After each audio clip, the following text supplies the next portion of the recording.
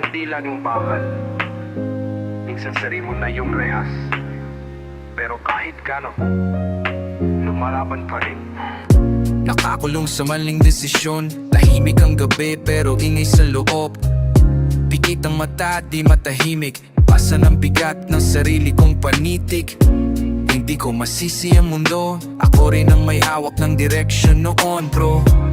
Ngayon tahimik na lang sa sulok. Habang dasal ko'y simpleng tulong, tiwag mabuslok. Ako'y diyag ng sarili kong anino. Ngunit pilit bumabangon kahit mabigat ang puso. Para sa sarili at sa mga umaasa.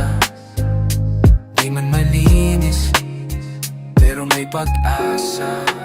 May mga mata sa likod, di ko makita pero naririnig ko. Tiwala nilang pahina, aking nanay kapatid.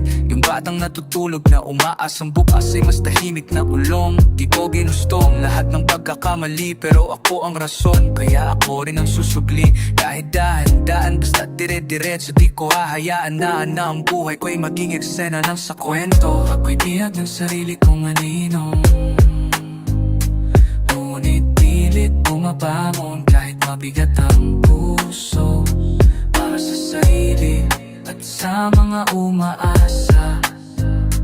Di man malinis, pero may pag-asa.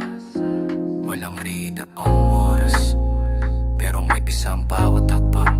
Kahit pa maliit, kahit pa tahimik, basta totoo sa paninindigan.